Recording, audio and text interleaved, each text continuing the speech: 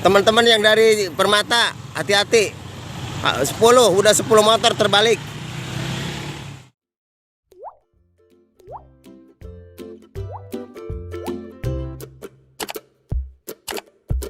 Sebuah rekaman video memperlihatkan peristiwa sejumlah pengendara motor terjatuh di Jalan Raya Narogong, Cilewungsi, Kabupaten Bogor, Jawa Barat pada Kamis 5 November 2020. Video itu kemudian viral di media sosial setelah diunggah oleh akun @jabodetabek.info. Dalam video berdurasi 45 detik itu terlihat seorang pengendara sepeda motor mengenakan jas hujan plastik melaju dengan kecepatan sedang. Pada tayangan pertama, pengendara tersebut tiba-tiba saja jatuh tergelincir tepat di samping truk yang sedang melaju. Kondisi jalanan dalam video itu terlihat basah setelah diguyur hujan. Jalan pun dipenuhi dengan tanah merah.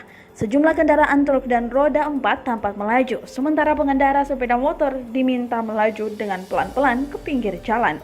Pada detik video berikutnya, seorang pria terekam sedang mengevakuasi korban yang terjatuh ke sebuah warung.